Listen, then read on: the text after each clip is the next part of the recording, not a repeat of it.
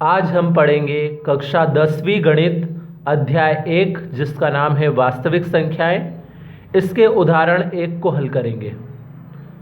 सवाल शुरू करने से पहले यदि आपने चैनल को सब्सक्राइब नहीं किया है तो सब्सक्राइब कर लें और बेल आइकन को प्रेस कर दें और अधिक से अधिक अपने दोस्तों में वीडियो को शेयर करें। तो शुरू करते हैं हमारा ये आज का सवाल है 4052 और 12576 का HCF यूक्लिड विभाजन एल्गोरिथ्म का प्रयोग करके ज्ञात कीजिए। तो यहाँ पे हमें इन दोनों संख्याओं का HCF ज्ञात करना है यूक्लिड विभाजन एल्गोरिथ्म का प्रयोग करके। तो सबसे पहले तो हम इन दोनों संख्याओं में देखेंगे कि कौन सी संख्या बड़ी है। तो हमें यहाँ पे दिख रहा है कि ये 12576 बड़ा है किससे, 4052 से।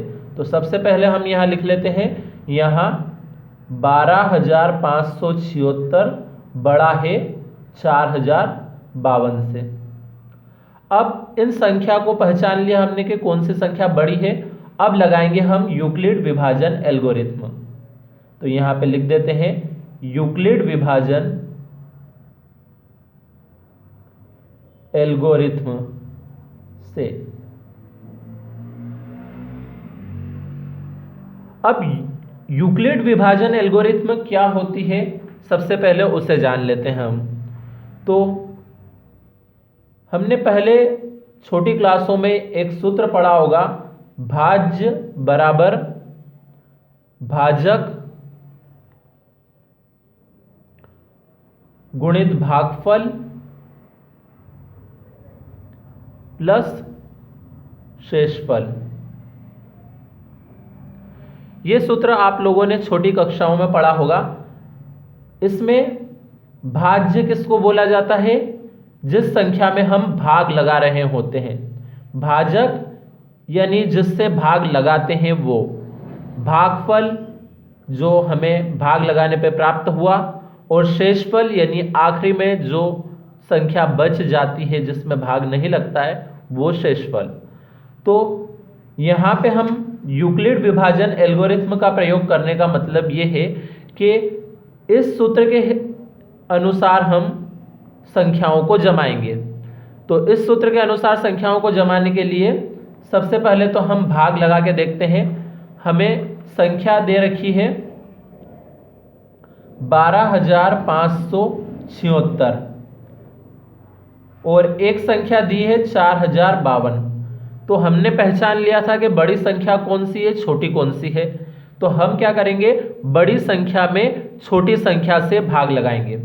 तो सबसे पहले अगर हम इसमें भाग लगा के देखें तो 4052 के पहाड़े में 12576 कितनी बार में आ सकता है, 3 बार में आ सकता है, 12156। तो 12156 आया है 3 बार में। अब यहां अगर हम घटाएं तो शेषफल कितना बचेगा, 0 2 4, 420 शेषफल बचा। तो इसी संख्या को हम इस यूक्लिड विभाजन एल्गोरिथ्म के अनुसार जमा लेंगे। यानी हमारे पास सबसे पहले सूत्र में क्या होता है, भाज्य।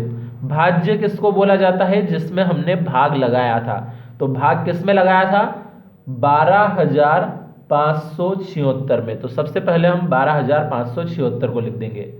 फिर होता है सूत्र में बराबर भाजक। भाजक यानी जिससे हमने भाग लगाया था। भाग किससे लगाया था, 4052 से। और फिर गुणे में भागफल। भागफल कितना प्राप्त हुआ था हमें, 3। तो यहाँ गुणे में हम लिख देंगे 3। और फिर प्लस शेषफल। तो शेषफल कितना प्राप्त हुआ है, 420। तो हम यहाँ लिख देंगे 420। अब यहाँ पे यदि अभी देखा जाए तो शेषफल अभी 0 नहीं आया है। जब तक शेषफल 0 नहीं आ जाता तब तक हम ये भाग लगाने की प्रक्रिया को जारी रखेंगे। तो यहाँ पे अभी शेषफल 0 नहीं आया है। शेषफल को हम दर्शाएंगे r से। तो यहाँ अभी r 0 के बराबर नहीं आया है। तो हम यहाँ पे लिख देंगे r बराबर नहीं है 0 के। तो भाग देने की इस प्रक्रिया को हमें तब तक जारी रखना है जब तक शेषफल 0 नहीं आ जाता। तो अभी हमने ये एक बार भाग लगाया, अब आगे भाग वापस लगाएंगे। अब भाग कैसे लगेगा, ये जो शेषफल बचा था यानी 420, इससे अब हम भाग लगाएंगे और किस संख्या में भाग लगाएंगे, जो संख्या पहले क्या थी, भाजक थी, यानी 4052। तो अब हम क्या कर रहे हैं, 4052 में इस बचे हुई संख्या यानी 420 से भाग लगा रहे हैं। तो 420 के पहाड़े में 9 बार में कितना आता है, 3780। तो यहां यदि हम घटाएं तो बचेगा 272, 272 बचा। अब वापस से हम यूक्लिड विभाजन एल्गोरिथ्म के हिसाब से यदि ये जमाएं तो सबसे पहला होता है भाज्य। भाज्य यानी इस बार है हमारे पास भाज्य की जगह पे 4052, तो हम सबसे पहले लिखेंगे 4052 को। फिर सूत्र में होता है बराबर भाजक।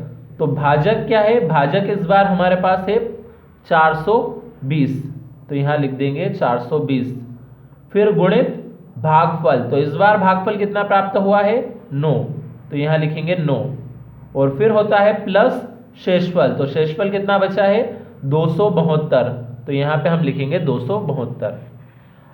अब इसमें भी यदि हम देखें तो अभी शेषफल 0 नहीं आया था, इसलिए लिख देंगे r बराबर नहीं है 0 के। फिर वापस से अब हम भाग लगाते हैं। अब भाग लगेगा इस 272 से, जो भी शेषफल बचेगा उससे भाग लगाना है अगली बार। तो अब 272 से भाग लगाएंगे और इस बार भाग किस में लगेगा, इस 420 में, मतलब जिससे पहले भाग लगाया था उसमें अब भाग लगेगा और जो शेषफल बचा है उससे हमें भाग लगाना है। तो यहाँ पे हम 420 में भाग लगाएंगे अब। तो 272 के पहाड़े में एक बार में 272 आता है और घटाने पे बचता है 148। तो अब इसे भी हम उसी यूक्लिड विभाजन एल्गोरिथ्म के हिसाब से यदि जमाएं तो सबसे पहले लिखें हम भाज्य, भाज्य यानी 420, तो ये लिखा हमने 420 बराबर भाजक, भाजक यानी 272 गुणित भागफल, भागफल यानी 1 प्लस शेषफल, शेषफल यानी 148। यहां अभी भी शेषफल 0 नहीं आया है, इसलिए हम लिख देंगे r बराबर नहीं है 0 के।